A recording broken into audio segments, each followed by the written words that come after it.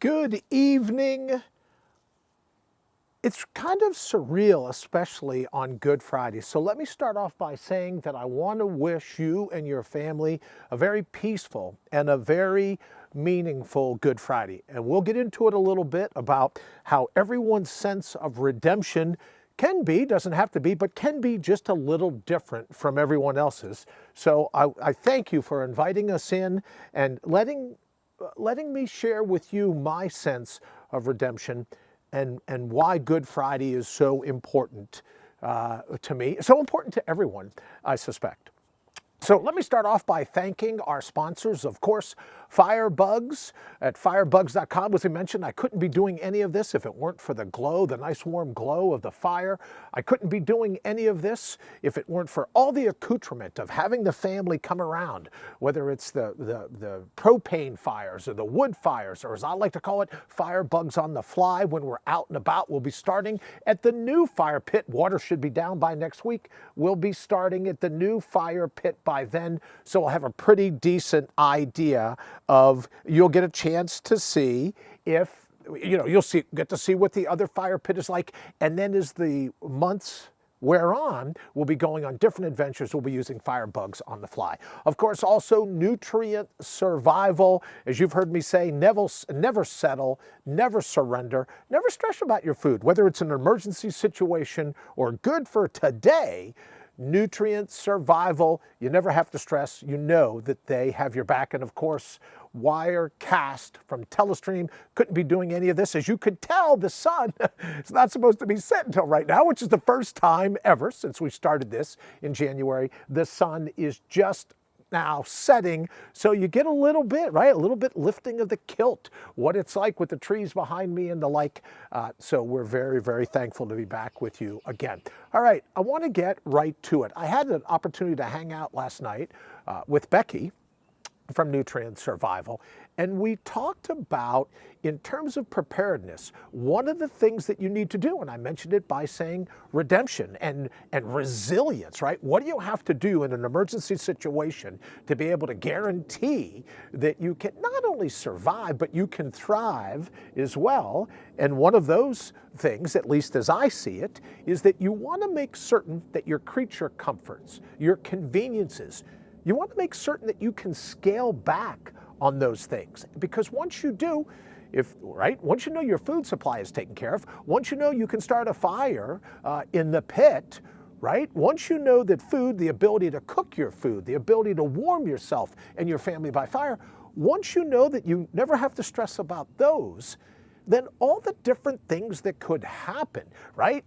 All of our creature comforts, all of our conveniences, when we work to make them so that they're not a crutch, right? When we work to make certain that we can guarantee, like a giant, you ever see that game Jenga, where you stack up all the individual wooden blocks and you keep taking out wooden blocks until the whole thing falls?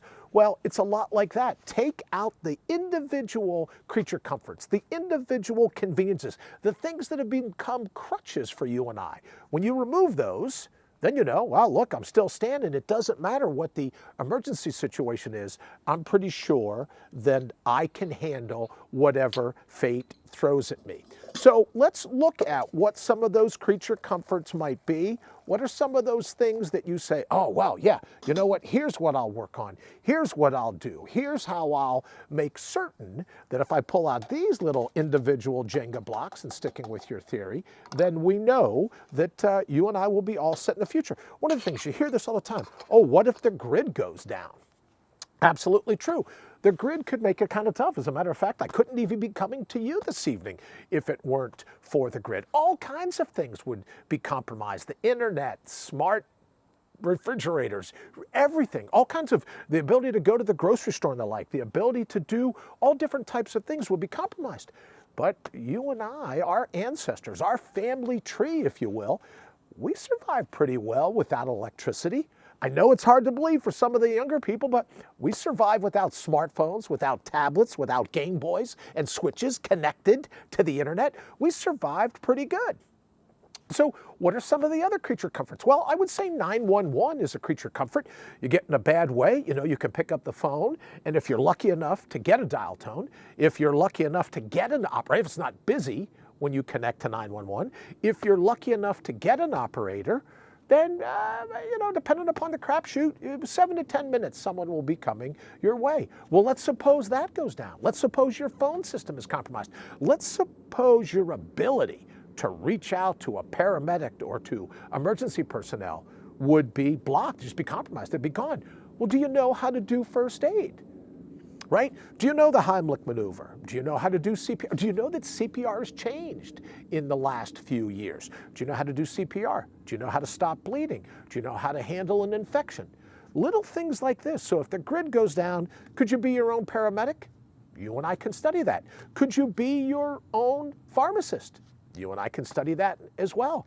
Could you find a way of making sure that no matter what fate throws at you and I, we're able to cover it come what may, right? Let's remove another Jenga block. What are some of the other things? And I don't know as well as you do. You know what your creature comforts are. You know what your conveniences are. Do you have your medications put away in a place that you know that you could get to? Do you have the ability to those things that you need? Do you know where your glasses are? Do you know where your contact lenses? Do you have a backup pair of glasses, right? All being a prepper means is that you have the ability to identify your creature comforts up front, identify your conveniences, identify your crutches, and go, even if all this is taken away from me, here's my plan B. Here's my fallback plan. Here's my safety net.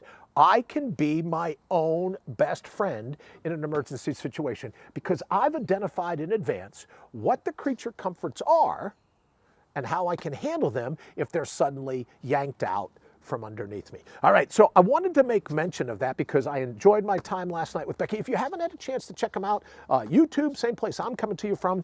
Nutrient Survival has a YouTube channel, and it's over there. They got all kinds, well over 10,000 subscribers. They get everyone, that's really great. And Eric Christensen, my friend, is there, who's really doing great at keeping his fingers on the pulse of some of the news that confronts you and I today. So you want to check them out as well. All right, I want to get to another part of the show that we talked about that I've been teasing all week, and that's how to lead with your chin, right? We hear all the time about people that are triggered. We hear all the time about people who are offended. I can think of I can think of at least 3 news stories this week where someone, I don't want to say on the left, let's just say somebody not mentally all there, has decided the best way to combat words is with violence, right? So they're triggered, they're offended, they're hurt. So I think this is always terribly important when you're trying to make a point. I wanted to bring a visual aid with me this evening. Here's what I did. Here's my visual aid. A little big, I hope I can get it all on camera. All right, can you see that? Yeah, there you go. It is, well, not a full life. I guess you'd have to be a hobbit, right? But it's a pretty decent size replica, pretty detailed replica of the human body. So here's what I like to ask people. If my words are offensive, if my words are hurtful, if words wound, you hear that all the time, right? If words wound, could you just point out on the body right here, I'm curious, I want to learn, right? Always trying to learn. Where here do those words get through? Exactly where do they penetrate your body, right? Where is it that another person's opinion can get through to you? I'll leave you right here. You'll hang right here with me. Where is it that another person's opinion can get through to the thin-skinned and actually cause enough damage, so they say, right? They're victimized. Cause enough damage that they feel wounded. Oh, I'm mortified. Oh, I'm hurt by your words. If I could just ask, where the heck does the hurt get in? Where on the body? I'll take a minute. I'll hold it steady here. Just point out for me, where on the human body does a word hit like an arrow? Just where? Just point it out. I'm always up for learning. Just point it out. Where does that word land like a bullet? So here's one of the things that I think that we can talk about with our children, we can talk about with our family members, our friends, is that one way to inoculate ourselves, it's just like a push-up, a sit-up, or a pull-up. One way to inoculate ourselves, to always be resilient, to always be where we don't let words get to us. I like to do this. Every so often people say, oh, you know, it's very motivational.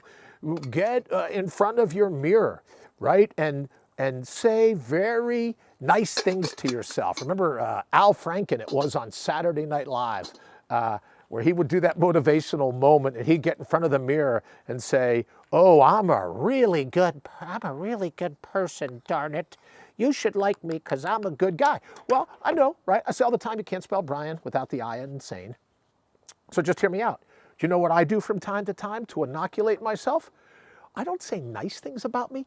I say downright crappy things about me. I look in the mirror and go, you're bald. You got a hair lip. You're old. You're ugly. You're not terribly bright. I have to tell you, you're not as smart as you think you are, right? So then in a way, you kind of hear, right? The words bounce back from the mirror. You hear some of these alleged insults. Oh, I'm so triggered. I'm mortally wounded. I'm bleeding out on the floor from your verbs, right? So you get in the practice of going, maybe some people aren't going to like you. I'm sure that people, are you kidding? Just ask Wayne. We get a list every week. I'm sure there's all kinds of people that don't care for me. I'm not their cup of nutrient survival triple berry. Where's my package? I had it right here a minute ago. Yeah, there it is. I'm not their cup of tea.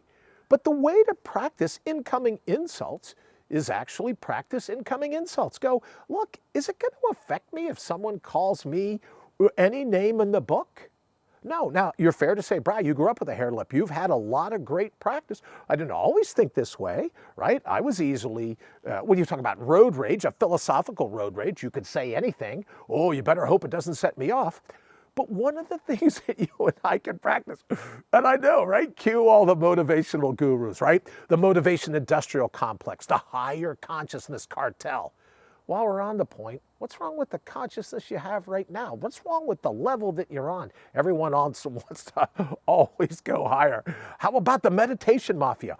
Om, right? If you believe in Om, I don't, right? Just let that be some practice handling someone making fun of you, right? Instead of meditation, why not just close your eyes, breathe in, and think for a moment, what's the alternative to being here? What's the alternative to not having woken up this morning? So as I said last night on the Nutrient Survival Show, today is the greatest day in the history of the world to be alive. Why? Because I'm still alive. Why is today a great day for you? Because you're still here. Chances are we could all be standing around somewhere talking about you. You'd be gone. You've called for the check. You've tapped out. You're on your way home. But if you and I are here, it's another great day. So I'm beginning to think our best bet is to let the people that are going to be triggered, let them be triggered. Let them be offended. Let's not buy into their mashugana. The only problem is, and you're right to point it out, we can't say anything anymore. We're going to walk around on eggshells because if we say this or say that, they're going to get all ticked off. And then 2 or 3 occasions, look at this young lady, the swimmer that was punched and choked, I believe in San Diego night before last, just because of something that she said. So the left is very tolerant. They're very into caring. Very, very tolerant. Oh yes, human compassion, that's what we're all about. I'm sorry, you don't agree with my understanding of human compassion? Let me punch you. Let me kick you in the shins, right? Oh, very compassionate. I don't know how, I don't know how their heads get through the door, right? You talk about a vanity that's so thick, it's its own mental illness. But in any event, that's not what we're talking about tonight. All I'm simply suggesting is that you and I can plan ahead, Jenga blocks. And one of the things to plan ahead is to go, hey, if someone attempts to insult me, doesn't register unless I let it, unless I buy into it. Somebody's got something lousy to say about you. Well, the only reason it could sting, there's some flames. Only reason it could sting is if you let it in. Well, all I'm simply suggesting is a great preparedness tool is don't let it in. The outdoor industry, there's this saying, oh boy, that's good warm stuff. It's a little chilly out here tonight, I got to tell you. Nothing like one of the shows we did, it was below 0, right? Nothing like that. What do they say in the outdoor industry? If you panic, you perish. So you and I can practice in advance not to panic, said to Shepard Smith one time after the Minnesota bridge collapse all those years ago. And he goes, well, it's a pretty good, what is it going to do now? The cars have already, right? The cars have already crashed into the river. The bridge has already collapsed. A lot of good it does with you now saying mortal up. The point that I was making, and as I made to Shepard Smith in that interview, multiple interviews, was that you can plan in advance so that the worst case scenario doesn't catch you off guard. The reason sometimes I'll go, nice hair lip you got going there, because someone may have to call me out on a hair lip, and I want to go in one, which is easy enough with me, right, with my mental makeup. I want to go in one ear, out the other ear. You and I can plan for worst case scenarios if we don't allow those worst case scenarios to water us down. We can be prepared no matter what. And I think that's the message I've looked forward to sharing with everyone. Now, I have a point that I want to make. Let me just say, this is a perfect time, the disclaimer thing. These are not necessarily the opinions of our sponsors, not necessarily the opinions of Nutrient Survival, Firebugs, or Telestream's Wirecast. But I'm simply saying, I understand the concept of turn the other cheek. I think it's in Mark. I absolutely understand that concept. Right? Somebody hits you in the cheek, you turn the other. But what I never read was that you repeatedly turn the other cheek. So for me, just me, I don't know if this is helpful, I like to think of turn the other cheek as they get their first shot. Sometimes they catch you off guard. You turn the other cheek, you lead with your chin. Always lead with your chin, right? Because fate isn't ready for you and I to lead with our chin. It'd rather we be cowering in the corner. Leading with our chin, it just throws it off its game. So you and I might get punched. First punch, turn the other cheek. But then nothing there says that you have to be like a bobblehead, continually turning your cheeks. I give the aggressor a second shot. If at the end of that second shot, game's over. Get ready for the counterpunch, right? So all I'm suggesting is, yes, I understand, maybe only my opinion, turn the other cheek, great first strategy. You turn it once, you give them a second shot. If they haven't done the job, you're going to finish it for them. That's the attitude, I believe, that's most important to me when it comes to confronting evil. And another thing I'll tell you about confronting evil, especially as we talk on a Good Friday, is that I think evil gains strength when we ignore it. When we go, oh, there's no such thing as evil. There's no such thing as the devil. It's all Hollywood. The Exorcist all made up. There's no such thing as human cruelty. Well, there is. And you and I can prepare for that cruelty come what may by the way we represent ourselves to ourselves in this particular moment in all of time. You're tougher than you think. You're stronger than you think. You're more resilient than you think. And for me, personally, as I started the show by saying, everyone's message on Good Friday, and again, I wish you a very peaceful one. Everyone's message on Good Friday can be the same, but it can also be tweaked slightly. And my message is never surrender. Never let them talk you out of what you know is right. Always stand up for what you believe in. Always, no matter what the threat, always go, no, this is what I'm here to do, and this is what I will do. That for me is the message. That for me is the ultimate survival message. When you say to yourself, no matter what fate throws at me, you picked the wrong guy, you picked the wrong girl, because I'm about ready to deliver the counterpunch. And that's the message, again, maybe only for me personally, on Good Friday, is that stand for what you believe in. Stand for what you know to be right. Stand in the face of evil. Square your shoulders, draw your line in the sand. Then say to evil, is that all you brought? Is that all you're going to do in an attempt to derail me? And it emboldens you. It reinvigorates the marrow of your spine itself. And that's the message for me. All right, I know that we would do 20-minute victory, so we're just coming up on our 20 minutes. I want to thank once again, I want to thank Nutrient Survival. I want to thank Firebugs. And I also want to thank Telestream's Wirecast. And if I could, on a personal note, there's my alarm clock. If I could, on a personal note, I wanted to say goodbye to a really great friend and to a protector of my family for over 15 years. This week, Brash, our dog, went home. And I can't think of a better way of ending the show.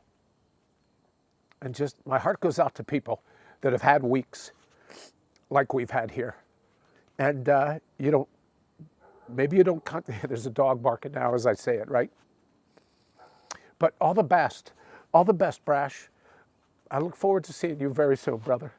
All right, everyone, have a fantastic weekend. I hope you have a very meaningful, very peaceful Good Friday. And if you're like me, then you're looking forward to Easter. Have a fantastic night.